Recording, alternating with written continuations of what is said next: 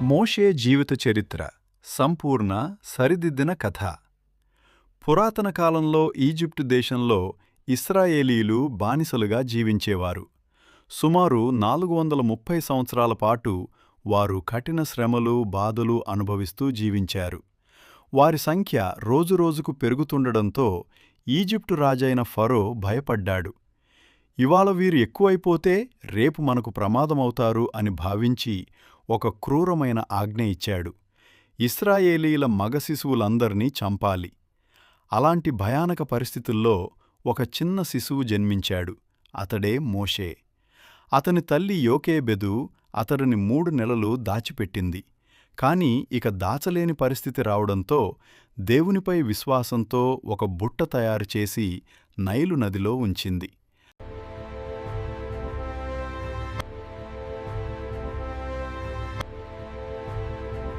ఆ బుట్టను ఫరో కుమార్తె కనుగొని ఆ శిశువును చూసి కరుణతో తన కుమారుడిగా దత్తత తీసుకుంది.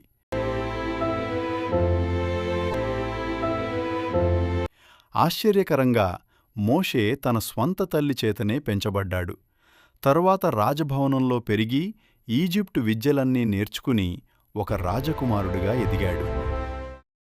మోషే పెద్దవాడైన తరువాత తన ప్రజలైన ఇశ్రాయేలీల బాధలను చూసి అతని హృదయం కలిచిపోయింది.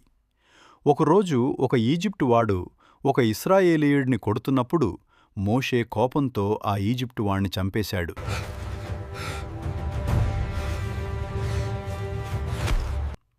ఈ విషయం తెలిసి ఫరో అతడిని చంపాలని చూశాడు. అందుకే మోషే మిద్యాను దేశానికి పారిపోయాడు.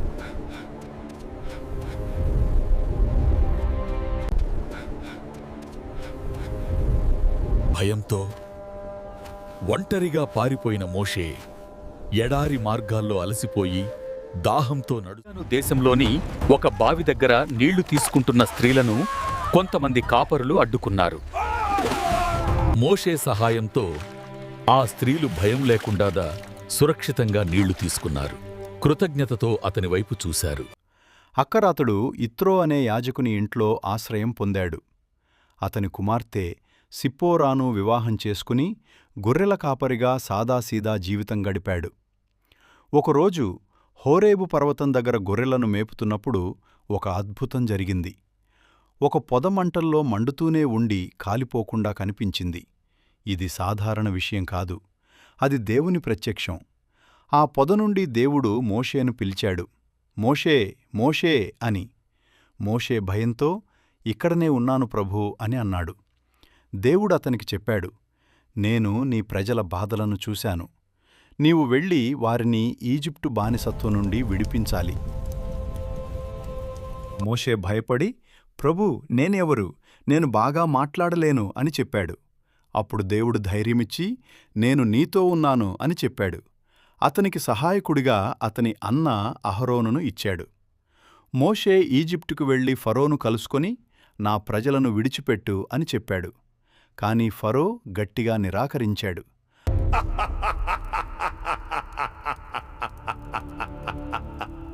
అప్పుడు దేవుడు ఈజిప్టుపై 10 శిక్షలను పంపాడు.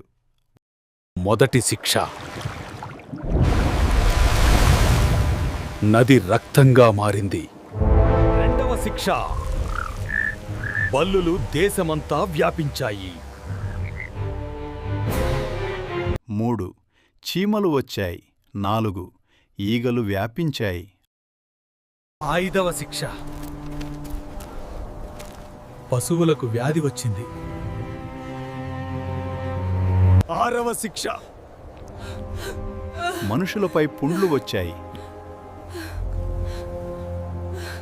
7వ శిక్ష, వడగండ్ల వాన పడింది. 8వ శిక్ష, మిడతలు పంటలను నాశనం చేశాయి. 9వ శిక్ష, 3 రోజుల చీకటి. చివరగా మొదటి సంతానమంతా మరణించింది. ఈ చివరి శిక్షకు ముందు దేవుడు ఇశ్రాయేలీయులకు ఒక ఆజ్ఞ ఇచ్చాడు. తమ ఇళ్ల తలుపులపై గొర్రె రక్తాన్ని పూయాలి. అలా చేసిన ఇళ్లను మరణదూత దాటిపోయాడు. దీనినే పస్కా అంటారు. ఈ భయంకరమైన సంఘటన తర్వాత ఫరో భయపడి ఇశ్రాయేలీయులను విడుదల చేశాడు. మోషే తన ప్రజలను ఈజిప్టు నుండి బయటకు తీసుకువెళ్ళాడు. కాని కొంతకాలానికి ఫరో తన మనసు మార్చుకుని తన సైన్యంతో వారిని వెంటాడాడు.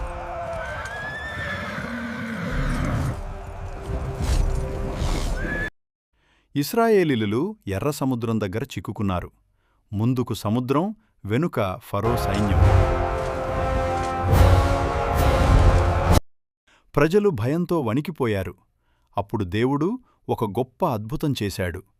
మోషే తన కర్రను ఎత్తగానే సముద్రం రెండు వైపులా విడిపోయింది.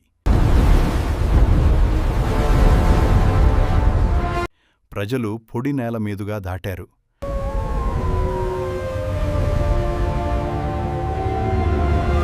ఫరో సైన్యం వెంబడించగా సముద్రం మళ్లీ కలసి వారిని ముంచేసింది.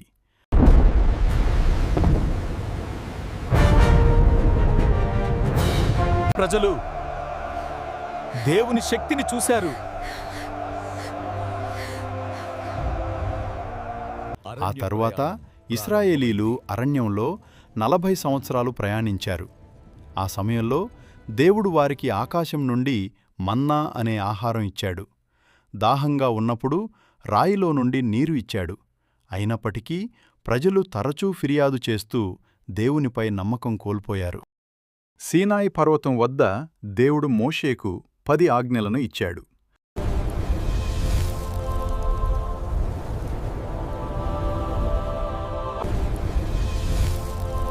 అదే సమయంలో ప్రజలు బంగారు దూడను తయారుచేసి ఆరాధించాడు. దీనివల్ల దేవుడు కోపగించుకున్నాడు. మోషే ఆ విగ్రహాన్ని నాశనం చేసి ప్రజలను మందలించాడు. దేవుడు తన ప్రజల మధ్య నివసించడానికి గుడారము నిర్మించమని ఆజ్ఞ ఇచ్చాడు. యాజకత్వం అహరోను కుటుంబానికి ఇవ్వబడింది. అరణ్యంలో మరిన్ని సంఘటనలు జరిగాయి. కొందరు దేవునికి విరోధంగా తిరుగుబాటు చేశారు. ప్రజలు వాగ్దాన దేశంలోకి వెళ్లడానికి భయపడ్డారు. అందుకే దేవుడు వారిని 40 సంవత్సరాలు అరణ్యంలో తిరగనిచ్చాడు. కాని ఒకరోజు ప్రజలు నీటికోసం తిరుగుబాటు చేసినప్పుడు దేవుడు రాయితో మాట్లాడమని చెప్పగా మోషే కోపంతో దానిని కొట్టాడు. దీనివల్ల దేవుడు అసంతృప్తి చెందాడు. అందుకే నీవు వాగ్దాన దేశంలోకి ప్రవేశించవు అని చెప్పాడు. మోషే తన జీవితాంతం ప్రజలను నడిపించాడు. అతడు 120 సంవత్సరాల వయసులో మరణించాడు. వాగ్దాన దేశాన్ని దూరం నుండి మాత్రమే చూశాడు. అతని తరువాత యెహోషువ ప్రజలను ఆ దేశంలోకి తీసుకువెళ్ళాడు. మోషే జీవితం ఒక గొప్ప పాఠం. విశ్వాసం, విధేయత, ధైర్యం, నాయకత్వం. ఒక సాధారణ మనిషి దేవుని చేతిలో పడితే ఎంత గొప్ప నాయకుడిగా మారగలడో మోషే జీవితం మనకు చూపిస్తుంది. కష్టాల్లో కూడా దేవునిపై నమ్మకం ఉంచితే ఆయన మనకు మార్గం చూపిస్తాడు. ఇదే మోషే జీవిత సంపూర్ణ గాథ.